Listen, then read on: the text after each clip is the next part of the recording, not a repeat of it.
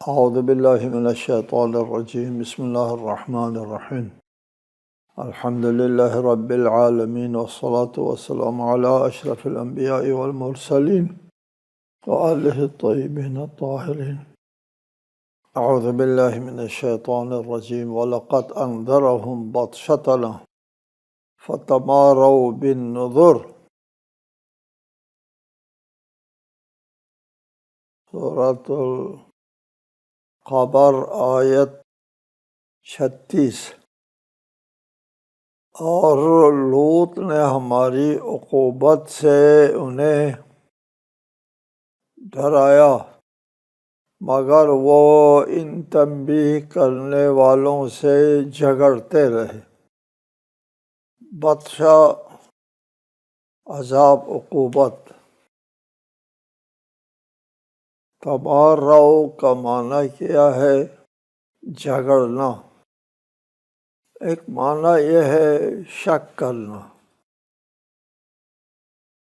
فتمارو، انہوں نے جھگڑا کیا بالنذر، انذار کرنے والوں سے۔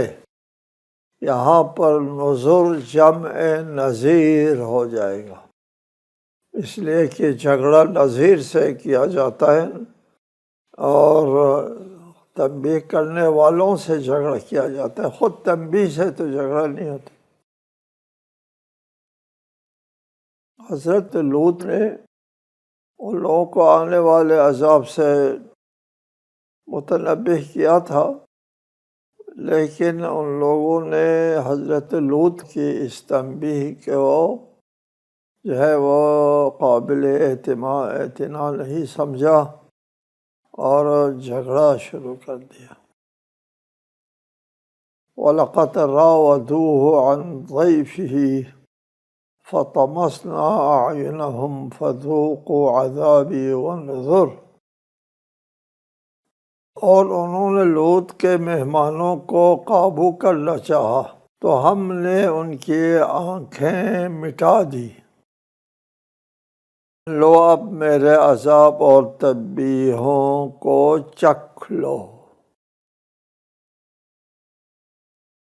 فرشتے آئے تھے حضرت لوط کے پاس، قوم لوط کو عذاب میں مبتلا کرنے کے لیے،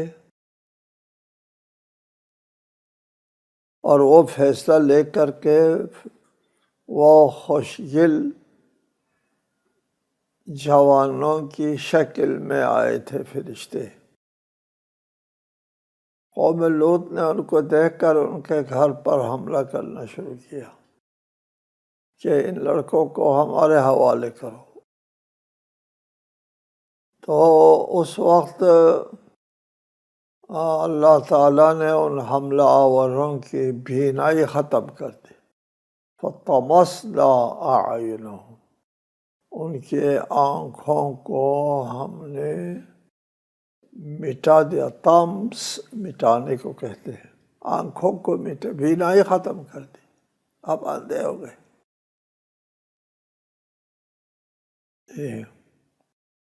اور پھر اس طرح وہ لوگ ناکام ہو گئے اپنے اس میں کہ اب وہ تو اللہ کے فرشتوں کے اوپر حملہ کرنا چاہتے تھے۔ وَلَقَدْ صَبَّحَهُمْ بُكْرَةً عَذَابٌ مُسْتَقِرٌّ فَذُوقُوا عَذَابِي وَنُذُرِ۔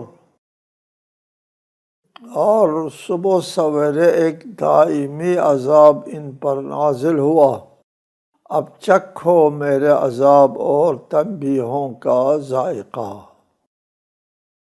چنانچہ صبح سویرے کا وقت تھا، یہ علاقہ جو ہے پورا علاقہ عذاب میں مبتلا ہو گئے۔ حضرت لوط اور آل لوط کو وہاں سے نکلنے کا حکم دیا تھا۔ دوسری جگہ اس کا ذکر ہے کہ آل لوط کو ہم نے نجات دلایا سوائے ان کی عورت کے، حضرت نوح کی زوجہ جو ہے وہ مجرموں کے ساتھ تھی جی، وہ بھی ان کے ساتھ ہلاک ہو گئی۔ باقی خاندان کے تمام افراد کو اللہ تعالیٰ نے وہاں سے نکلنے کا حکم دیا، اور جب وہاں سے نکل گئے، محفوظ علاقے پر پہنچ گئے، تو پھر وہ پورا علاقہ زمین میں دھس گیا، اور اس کی جگہ بحر لوط اور بحر میت بھی کہتے ہیں اس کو، اور چونکہ وہ ایک پورا علاقہ ہے، پانی پانی ہو گیا، ایک سمندر بن گیا، اس کو ڈیتھ سی بھی کہتے ہیں، مردہ سمندر، اس لیے کہ اس پانی میں حیاتیات نہیں ہے۔ آبی حیات جو ہے وہ بہت زیادہ ہوتے ہیں، خشکی کے حیات سے آبی حیات زیادہ ہے۔ سمندر میں دیکھو کتنی قسم کے اقسام کے حیات ہیں، لیکن وہ جو قوم لوط کی جگہ جو سمندر بنا ہے وہ مردہ بحر مردار کہتے ہیں، اس میں کوئی آبی حیات نہیں ہے۔ وہ علاقہ آج بھی مکروہ ترین علاقہ دکھائی دیتا ہے۔ ہم گئے تھے سن 2000 میں اس علاقے میں، حضرت جعفر طیار کی قبر کی زیارت کے لیے گئے تھے، اور اردن میں، اردن کے کنارے پر ہے ڈیڈ سی، اس طرف اردن ہے، دوسری طرف آج کل کا فلسطین ہے۔ فذوقوا عذابی ونذر، اب چکھ لو ہمارا عذاب۔ پھر فرمایا وَلَقَدْ يَسَّرْنَا الْقُرْآنَ لِلذِّكْرِ فَهَلْ مِن مُدَّكِرٍ، ہم نے قوم لوط کی طرح تم کو زمین میں نہیں دھسایا، جی، آسمان سے پتھر تم پر نہیں برسایا، بلکہ قرآن کو نصیحت کے لیے آسان بنا دیا، ایک آسان نصیحت تمہارے لیے جو ہے فراہم کیا۔ کتنا بڑا احسان ہے یہ۔ فَهَلْ مِن مُدَّكِرٍ، کیا ہے کوئی نصیحت قبول کرنے والا؟ اس کے باوجود، عذاب کے باوجود، قوم لوط کی طرح زمین میں دھسا دینے کے مقابلے میں ایک قرآن کے لب و لہجہ بھی خوبصورت فصاحت بلاغت کے ساتھ ایک قرآن کی نصیحت ہم نے تمہارے لیے فراہم کر دیا۔ باقی اقوام کو عذاب سے دوچار کیا، تمہارے لیے قرآن فراہم کیا، عذاب کی جگہ۔ کہاں عذاب کہاں قرآن، کتنا احسان ہے، کتنی غنیمت ہے امت مرحومہ کے لیے۔ وَلَقَدْ جَاءَ آلَ فِرْعَوْنَ النُّذُرُ كَذَّبُوا بِآيَاتِنَا كُلِّهَا فَأَخَذْنَاهُمْ أَخْذَ عَزِيزٍ مُقْتَدِرٍ، اور قوم فرعون کے پاس بھی تنبیہ کرنے والے آئے، انہوں نے ہماری تمام نشانیوں کی تکذیب کی، تو ہم نے انہیں اس طرح گرفت میں لیا جس طرح ایک غالب آنے والا طاقتور گرفت میں لیتا ہے۔ عزیز، عزیز غالب آنے والا، مقتدر طاقتور۔ آل فرعون کے پاس تنبیہ کرنے والے آئے، باقی تمام انبیاء کے برخلاف یہاں پر فرعون نہیں کہا، آل فرعون کہا، اس لیے کہ فرعون کے درباری جو ہے وہ دیگر قوموں کی طرح آزاد نہیں تھے، فرعون کی سلطنت کے نیچے دبے ہوئے لوگ ہوتے تھے۔ اس لیے صرف فرعون کا ذکر نہیں کرتے، آل فرعون، فرعون والے، ان کا بھی ذکر کرتے ہیں۔ فرعون کی حکومت میں کوئی شخص پیغمبر کی دعوت پر لبیک کہنا یا ایمان لے آنا جو ہے ان کی اکثر کوئی گنجائش نہیں ہوتی تھی۔ باقی قوموں میں کچھ لوگ مومن بن جاتے تھے اور وہ اس پیغمبر کے ساتھ ہو لیتے تھے، لیکن فرعون کے اس میں اس قسم کا امکان نہیں تھا کہ کچھ لوگ ایمان لے آئیں۔ اگر کسی نے ایمان قبول کیا ہے تو اس کو اپنا ایمان چھپانا پڑتا تھا۔ یکتم ایمانہ، قرآن میں ذکر ہے۔ آل فرعون کا ایک بندہ مومن تھا لیکن وہ اپنے ایمان کو چھپاتا تھا، اظہار کرنے کی گنجائش نہیں ہوتی تھی فرعون کے معاشرے میں۔ کذبوا بآیاتنا کلہا، آل فرعون نے ہماری تمام آیات کی تکذیب کی، کلہا، سب کی۔ اشارہ ہے کہ فرعون کی طرف جو ہے ایک نہیں کئی آیات، کئی معجزے دکھائے گئے اور ان تمام معجزات کو رد کیا۔ کذبوا، قرآن مجید میں دوسری جگہوں پر ان معجزات کی تعداد 9 بتائی ہے، فی 9 آیات، 9 معجزے حضرت موسیٰ کو دیے۔ ان میں سے عصا کا اژدہا بننا، دریا کا شق ہونا جو ہے وہ شامل ہے۔ کذبوا بآیاتنا کلہا، لیکن وہ سب تمام معجزات کی تکذیب کی۔ فأخذناہم، پھر ہم نے ان کو گرفت میں لے لیا، معمولی گرفت میں نہیں لیا، ایک بالادست غالب آنے والا طاقتور کی گرفت کی طرح ہم نے ان کو گرفت میں لے لیا اور سمندر میں غرق کر دیا۔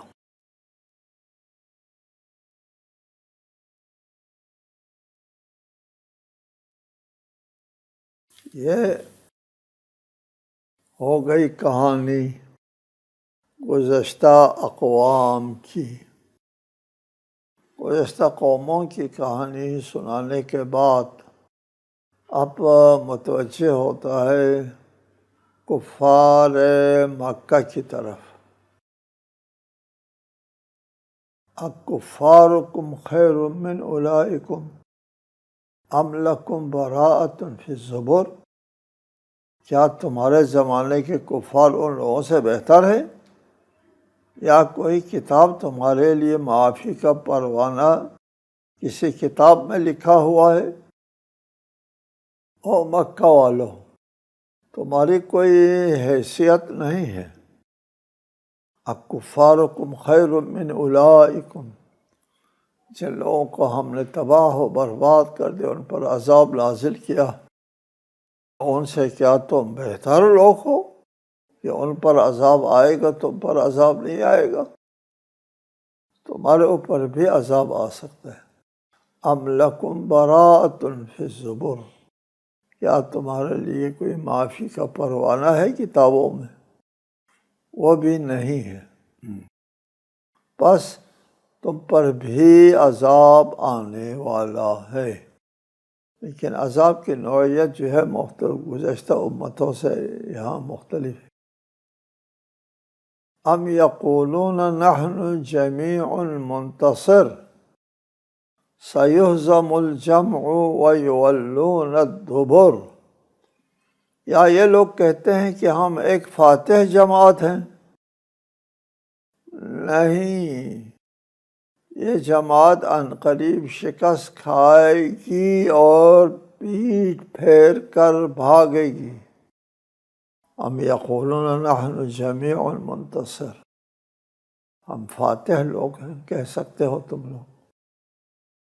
یہ مکے کی زندگی میں ہجرت سے بہت پہلے یہ آیت نازل ہو رہی ہے۔ اس وقت مکے میں مسلمانوں کی حالت ناگفتگبہ تھی۔ چند فقیر مسکین لوگ مسلمان ہوئے تھے، اور اہل قریش کہتے تھے کہ ہم تو ہمارے رسالت آپ صلی اللہ علیہ وآلہ وسلم سے کہتے تھے ہم آپ کے پاس کیسے بیٹھیں گے، آپ ان کو ہٹا دیں اپنے پاس سے، جن سے بدبو آتی ہے، کثیف لوگ آپ کے پاس بیٹھے ہوئے ہوتے ہیں، ہم آپ کے پاس نہیں بیٹھ سکتے۔ اس پر حکم آیا تھا وَلَا تَطْرُدِ الَّذِينَ، جو اللہ کو صبح و شام یاد کرتے ہیں ان کو اپنے سے دور نہ کرو۔ رسالت باب دور کرنے والے بھی نہیں تھے۔ مکی زندگی میں نہایت ناگفتگبہ حالات سے دو چار تھے، اور قریش والے دندناتے پھرتے تھے، اور ان کے مقابلے میں چند مسلمانوں کی کوئی حیثیت نہیں تھی۔ یہ بے حیثیت مسلمان جو ہے، ان کے لیے یہ کہا جا رہا ہے کہ اور وہ اپنے آپ کو نحن جمیع منتصر، ہم فاتح جماعت ہیں، اس کا جواب یہ دیا جا رہا ہے نہیں، سیہزم الجمع، یہ تمہاری جماعت شکست کھائے گی، وَيُوَلُّونَ الدُّبُرَ، پشت دکھا کر بھاگ جائے گی تمہاری جماعت۔ اس پر لوگ ہنسی مذاق اڑاتے تھے، دیکھو جی مجھے اپنے تن پر اس کے کپڑے بھی صحیح نہیں ہیں، وہ ہم کو شکست دیں گے، یہ لوگ شکست دیں گے۔ اس میں فرمایا کیا تم دعویٰ کر سکتے ہو کہ ایک فاتح اور ناقابل شکست جماعت ہے؟ گزشتہ اقوام سے کوئی مختلف اور طاقتور قوم ہو۔ ام یقولون نحن جمیع منتصر، کیا ہم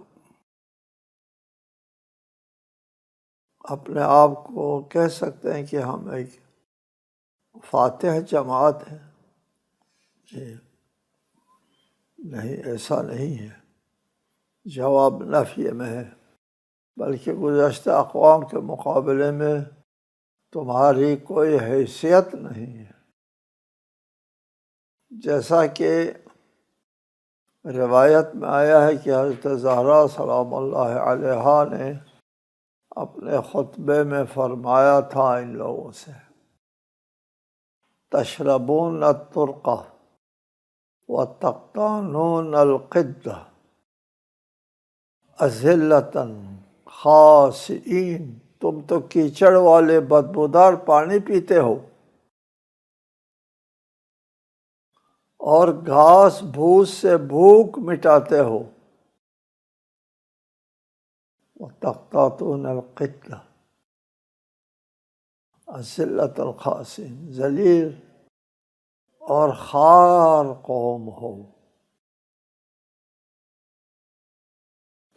تم فاتح جماعت نہیں ہو، ذلیل ترین قوم ہو۔ پھر بھی مسلمانوں کے مقابلے میں تو وہ طاقتور تھے، تو فرمایا کہ تم شکست خوردہ قوم ہو۔ یہ قابل اعتنا بات نہ تھی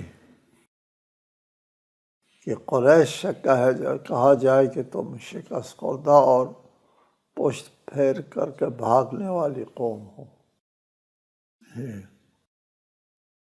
اس کی تعبیر جو ہے وہ سامنے آئی جنگ بدر میں۔ جنگ بدر میں جب ان لوگوں نے شکست کھائی جی، اور مکے کا کوئی گھر نہیں تھا جس کا کوئی فرد جو ہے وہ جنگ بدر میں مارا نہ گیا ہو، ہر گھر میں ماتم تھا جی، پورا مکہ سوگوار تھا، اتنی ذلت آمیز شکست سے دوچار ہو گئے تھے۔ جنگ بدر کی شکست کے موقع پر رسالت مآب صلی اللہ علیہ وآلہ وسلم نے اس آیت کی تلاوت فرمائی تھی، سَيُهْزَمُ الْجَمْعُ وَيُوَلُّونَ الدُّبُرَ۔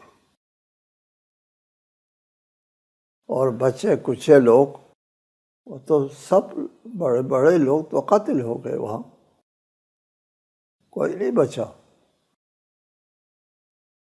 اور سب بڑے لوگ چونکہ قتل ہو گئے تھے، اسے صنادید قریش کہتے ہیں، قریش کے بڑے بڑے لوگ جنگ بدر میں قتل ہو گئے۔ تو ابو سفیان کو ریاست مل گئی، اس سے پہلے ابو سفیان کی کوئی حیثیت نہیں تھی۔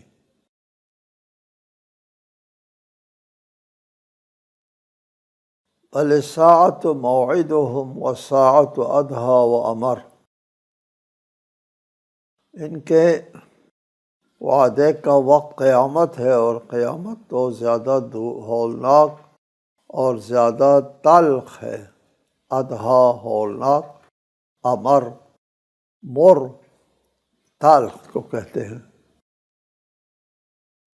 دنیا میں تو ان لوگوں نے ذلت اٹھانا تھی اٹھا دی، شکست کھانا تھی کھا دی، کھائے گی، یہ شکست کھانے سے پہلے کی بات ہے۔ سَيُهْزَمُ الْجَمْعُ، یہ جماعت شکست خوردہ جماعت بن جائے گی، لیکن اس شکست کے عذاب سے بھی زیادہ عذاب جو ہے وہ قیامت کے دن ان کے اوپر نازل ہوگا۔ ادھا، زیادہ ہولناک، وہ امر، زیادہ تلخ ہے قیامت کا عذاب، یہ اس کے بعد تمہارے لیے انتظار میں ہے۔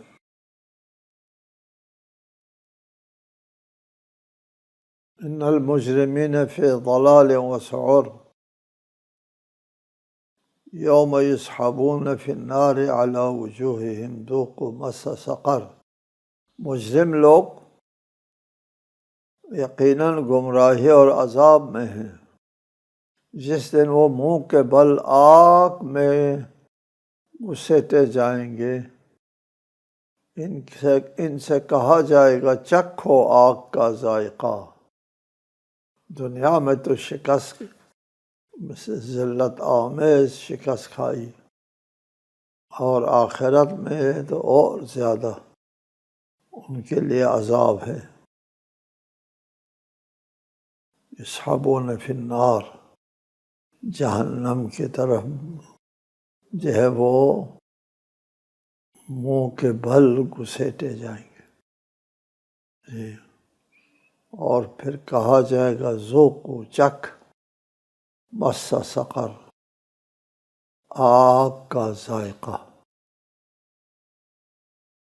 یہ عذاب قیامت کا عذاب وصف و بیان سے بھی زیادہ عذاب ہوگا، وہ بھی تمہارے انتظار میں ہے۔